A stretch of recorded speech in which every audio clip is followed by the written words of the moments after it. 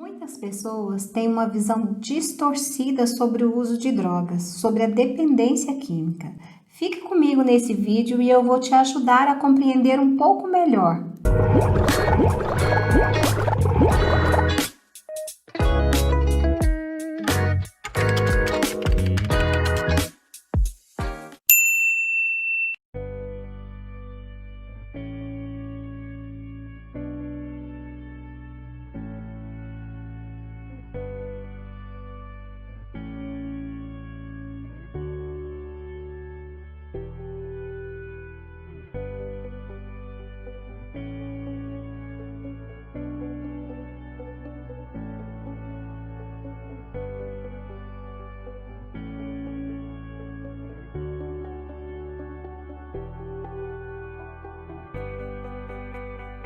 De onde vem a dependência química?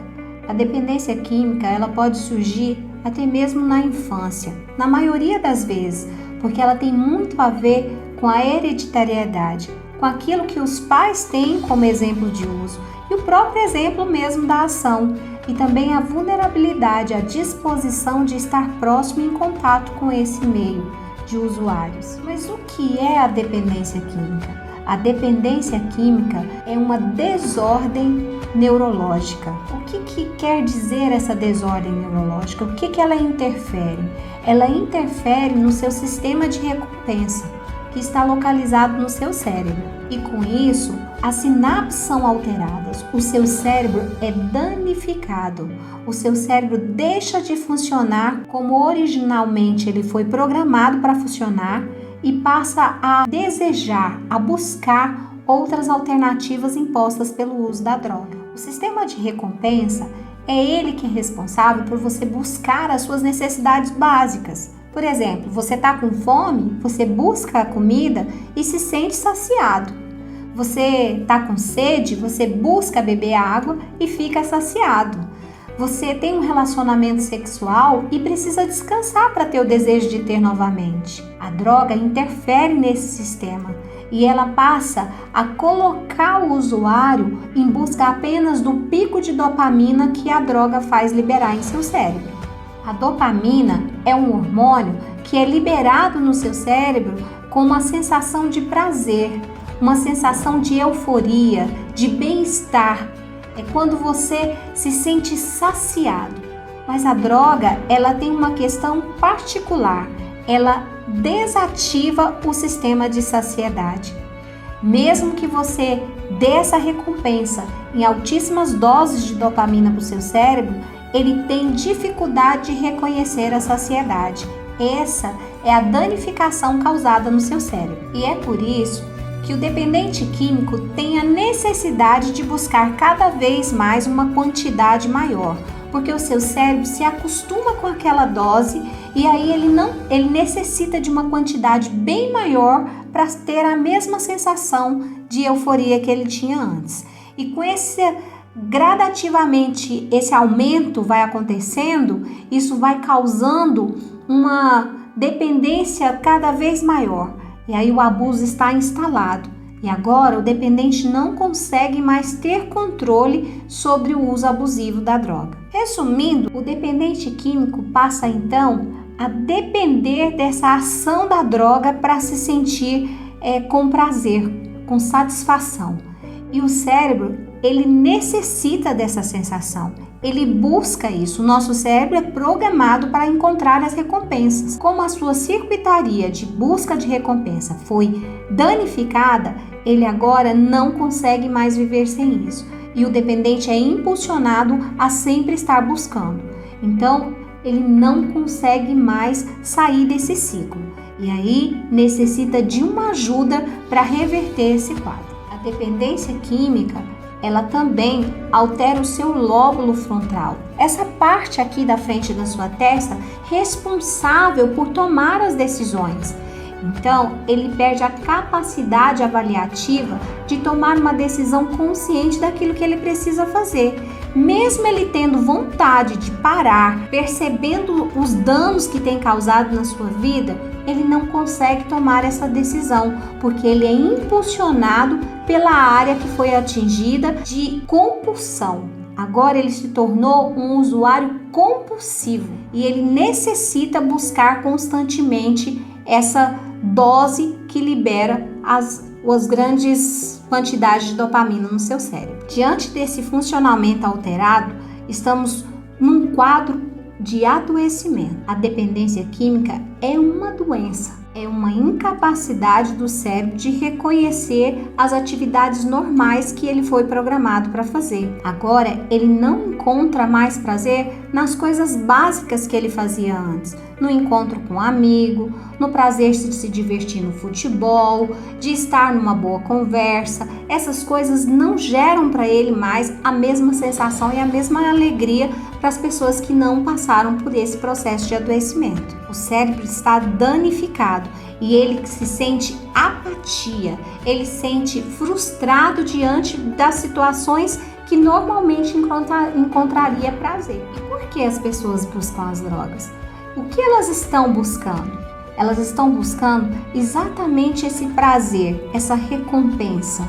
E isso tem a ver com questões do seu meio, da sua genética, da sua personalidade. Pode ter distúrbios de personalidade, pode ser pela vulnerabilidade do meio que convive, ter ali sempre à disposição, tá fácil, os convites dos seus pares.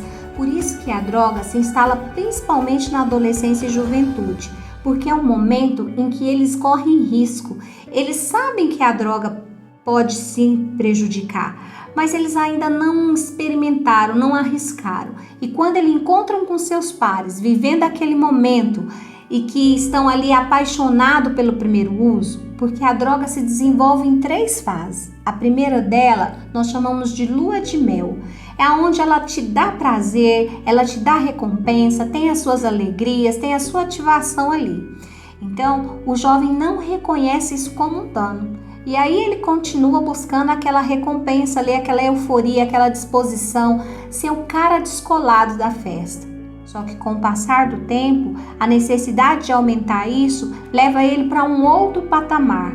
Agora ele está na fase de instalação da dependência, onde ele precisa de cada vez maior quantidade da droga para sentir esse comportamento de euforia, até que esgota toda a capacidade de liberação de dopamina no seu cérebro. Então, fica instalado somente a doença, onde ele tenta agora buscar a droga para sair daquela situação de apatia, de frustração, não mais pelo prazer que ela causa, porque ele já não é capaz de atingir esse lugar, mas simplesmente porque está no fundo do poço, que é a terceira fase.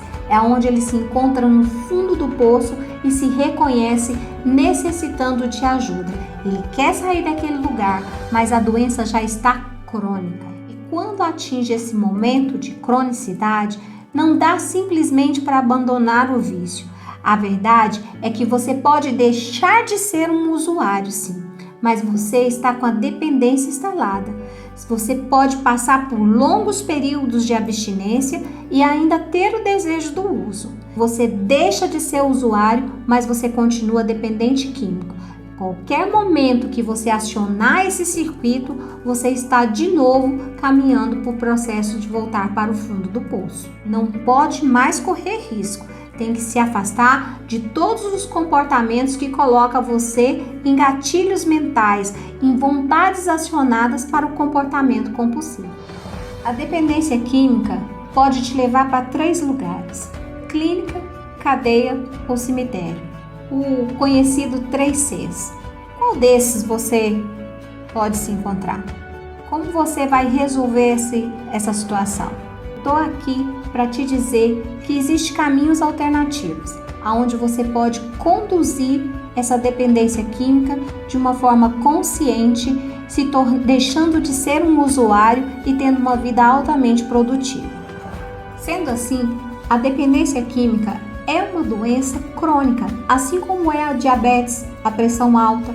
Você precisa manter ela sob controle, utilizando sim do seu tratamento, das medicações necessárias para manter os níveis adequados da glicemia no caso da diabetes. No caso da dependência química, algumas coisas precisam ser ajustadas para que permaneça longe dessas coisas que podem te envenenar. Na diabetes é o açúcar. Na dependência química é a bebida ou a droga de sua preferência. Você precisa permanecer longe delas para não ser intoxicado e disparar cada vez mais o agravamento dessa doença. Então, será que agora você consegue compreender que a dependência química não é simplesmente uma falta de vergonha, um desvio de caráter ou porque a pessoa simplesmente não quer mudar? Que ela sim está adoecida, é uma doença crônica que necessita de ajuda e tratamento? E que você pode auxiliar essa pessoa que tem essa doença a encontrar um caminho de solução? O nosso canal Ajuda a Mente tem esse objetivo de ajudar essas pessoas a encontrar esse caminho e elaborar uma estratégia onde permaneçam longe do uso da substância química. Então, para ficar bem informado, siga-nos nas redes sociais, @Ajuda a Mente Oficial. Esse é o canal que ajuda você a malhar a sua mente.